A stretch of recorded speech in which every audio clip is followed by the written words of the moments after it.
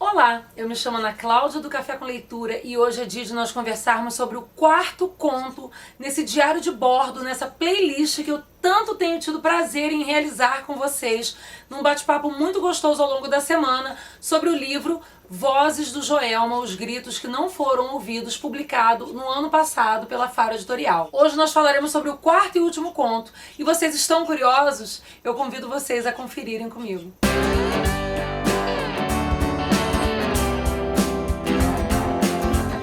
Então, gente, temos conversado ao longo dessa semana, falamos de uma forma linear sobre a trajetória dessa maldição, digamos, para aqueles que creem dentro do pano de fundo que seria o espaço no Vale do Anhangabaú, na Avenida 9 de Julho. Fui pesquisar o que significa, afinal, Anhangabaú, e que vem da língua tupi-guarani e que significa rio ou água dos maus espíritos. Então, assim, o nome Anhangabaú já traz para aqueles que creem uma certa desconfiança, um certo medo, certa crença de que aquele não seria um local ideal a se morarem, conviverem pessoas. Porém, eu sou mais cética, não tenho muito essas crenças, mas me fascino com essas histórias, por isso quis tanto ler e li com prazer o livro junto do Faronicos, o grupo que eu organizo com os meus amigos, como eu tenho sempre falado, buscando. A gente conheceu a história de Marcos de Brito, em que ele fala de uma forma fictícia sobre um caso que aconteceu, o crime do Poço. Isso aconteceu na década de 40, depois as histórias de Marcos Barcelos e de Rodrigo de Oliveira já tratam, de fato, da situação fatídica do famoso e infeliz incêndio que tomou em chamas o edifício Joelma na década de 70. Hoje a gente conversa sobre O Homem na Escada, história de Victor Bonini, e que fala sobre como seria a história do edifício Joelma voltado para uma realidade mais tecnológica, mais atual, se, tá, deixando claro, se esse espaço tivesse sido ocupado por pessoas que não têm moradia.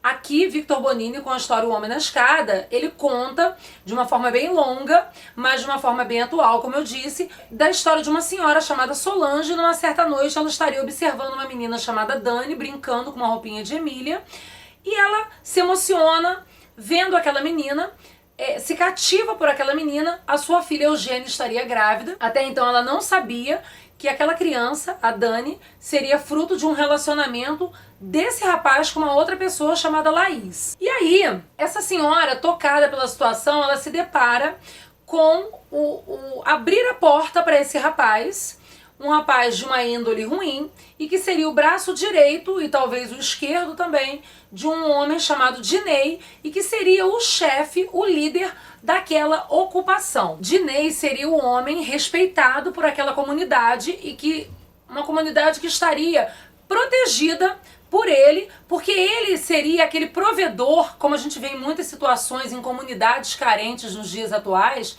o provedor do que a Constituição prega, mas não nos dá de verdade, não dá a tantas famílias carentes. Moradia, saúde, educação, lazer, uma Constituição de cara, não seria o ideal a gente conversar aqui hoje, mas uma Constituição arcaica, e que diz que se preza tantos direitos, mas que na verdade são tirados de tantas famílias que não têm esses direitos, a começar por emprego e local para morar, educação, saúde, dignidade. Muitas dessas pessoas são vistas com tanto respeito porque na carência dessas famílias elas não têm o básico que eles lhes oferecem, que seria ocupar um espaço em que aqui na história seria o espaço do edifício Joelma, na ficção, tá, gente? Deixando claro. E essa senhora, a dona Solange, ela é muito grata ao rapaz, ao Dinei. Ela vai relembrando aqui, ela certo dia se lembra do dia em que ela recebe esse outro,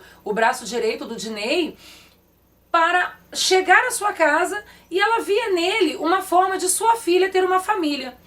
Sendo que esse rapaz, ele querendo sair do mundo obscuro da vida dele, ele acaba vendo na Eugênia, filha da Solange, uma possibilidade desse refúgio, mas fato é que o lado obscuro dele continua aflorado dentro dele, e ele acaba a continuar no lado errado da coisa. Acho que aqui mostra-se muito, dentre esse homem na escada, que nós, na verdade, temos duas opções na vida. Temos a opção de seguir o lado do bem, temos o anjinho do bem aqui de um lado, e assim como a gente vê na televisão, nos desenhos animados, por exemplo, o lado obscuro, o diabinho do lado de cá, dando a possibilidade do mal. Esse rapaz, ele opta pelo lado do mal. Eugênia engravida dele, Eugênia é apaixonada por ele, a sua mãe Solange sofre com isso, porque ela sofre abusos, assim como Solange sofreu no passado, com o pai da sua filha, e isso reflete de uma forma muito negativa na vida dela, no dia a dia dela, e ela tenta tirar a filha dela disso, porém a filha dela grávida, numa certa noite, ela recebe esse rapaz e ele abre a geladeira, ele toma da cerveja delas, ele come, ele dorme, ele toma conta de um espaço que não é dele, mas ele acha como se fosse dele, porque ele tem essa menina como uma propriedade, e a gente vê muito isso nos dias atuais também, na verdade não nos dias atuais apenas, como Solange já vivia situações próximas e ela tenta tirar a filha dela disso, mas ela se vê impotente. Solange, ela vive em pensamentos negativos, em situações que ela gostaria de ver acontecer, mas que na verdade não acontecem. Até que, num certo dia, a sua filha é abusada e maltratada por esse rapaz que bate, espanca, estupra, abusa sexualmente, fisicamente, mentalmente, moralmente, e a gente vê muito isso acontecer. E ela toma um chute na barriga, estando grávida, e ele fica ali. Ela foge para as escadarias dos Correios, que é o subterfúgio da Eugênia, e a sua mãe vai atrás e ele ainda abusa, ele faz de piadinha para ela. Victor Bonini coloca aqui, até acho muito interessante, que ele coloca aqui muito o cheiro fétido, o som, ele usa muito das sensações, e eu acho muito bacana isso nos contos, nas escritas. Eu não conhecia a escrita do Bonini também, e ele fala aqui do barulho, ele cita o barulho das chaves, ele cita o cheiro ruim, ele cita o toque que ela sente desse homem na escada, e ela tem o tempo todo a sensação, será que eu estaria realmente vendo e ouvindo essa pessoa, ou isso seria coisa da minha cabeça? Como eu disse, eu sou muito cética, então pra mim, esse conto, conversando com uma colega, ela fala até que ele pode ter várias interpretações. Pra mim, ela dialoga com o inconsciente dela o tempo todo, porém, num determinado momento, depois desse diálogo com esse homem na escada, com esse molho de chaves, ela se depara com o corpo desse rapaz degolado no apartamento dela, e aí ela começa a viver uma trama e um segredo muito intenso, porque ela precisava tirar aquele corpo dali. E será que foi ela que matou? Ela tem acesso a esse canivete, esse sangue, esse lençol manchado de sangue. Ela tem que dar cabo desse corpo, porque se Diney e as pessoas veem que estaria ali, ela seria a principal suspeita, mas fato é que ela sente um alívio, ela não sente pena, não sente medo, não sente pavor. Por isso eu acho que ela dialoga o tempo todo também com o inconsciente dela.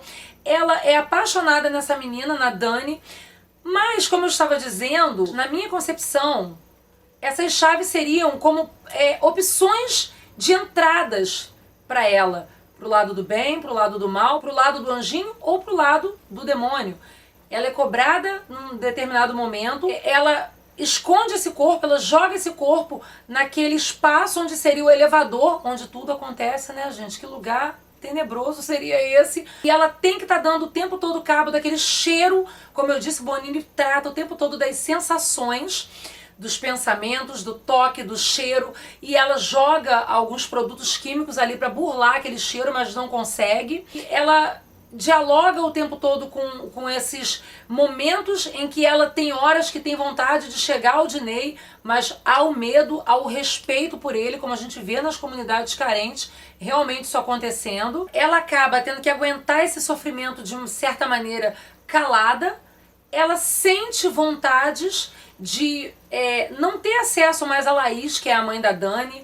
Eu acho que se ela pudesse, ela não teria acesso às pessoas que estariam lhe causando determinado mal, com exceção da sua filha e com exceção da Dani, que é a menininha, filha desse casal, inclusive que o pai seria o pai do seu neto também.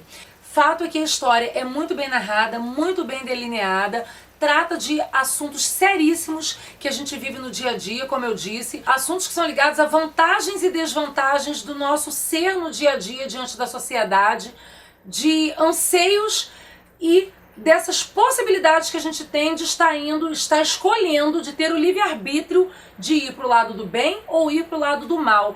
Ela dialoga com isso o tempo inteiro, é cobrada disso o tempo inteiro. Eu adorei a escrita do Bonini, eu não conhecia, eu tenho mais vontade de conhecer a escrita dele, assim como de Marcos Barcelos, de Rodrigo de Oliveira, de Tiago Toy, e também do Marcos de Brito. Tem sido uma experiência muito rica para mim estar envolta a essas histórias com pano de fundo no espaço onde o edifício Joelma deixou um rastro de tanta tristeza. E aí, no dia de hoje, assim como eu tenho feito a cada dia, eu convido vocês a estarem acessando as minhas redes sociais, conhecendo. Vou deixar aqui para vocês que nessa altura do campeonato nós já temos mais 3 vídeos rodando aqui na playlist do Vozes do Joelma. Deixo o convite para vocês a conhecerem as redes sociais do Victor Bonini, assim como eu também entendo a conhecer. Pergunto para vocês, vocês conhecem Victor Bonini e a sua trajetória de escrita? Conhecem as redes sociais do escritor? Eu convido vocês, vou deixar o link aqui para vocês estarem acessando, conhecendo as suas obras, assim também como as obras da Fara Editorial, o Vozes do Joelma em si, e as redes sociais do Café. Espero que tenha deixado boas considerações acerca desse conto, acerca de reflexões que nós podemos fazer acerca desse conto, dessa realidade social que a gente tem sentido tanto na pele, principalmente nos dias atuais. Falando inclusive de WhatsApp, de celular, de tecnologias mais afloradas às nossas realidades. Deixo o meu carinho, deixo o meu recado, deixo as minhas considerações acerca desse conto e digo para vocês que se vocês ainda não acompanharam aqui cada vídeo, se vocês não acompanharam a leitura de Vozes do Joelma, estão perdendo tempo, assim como as redes sociais do Café. Um grande beijo, fiquem por aí que eu vou estar sempre por aqui. Tchau!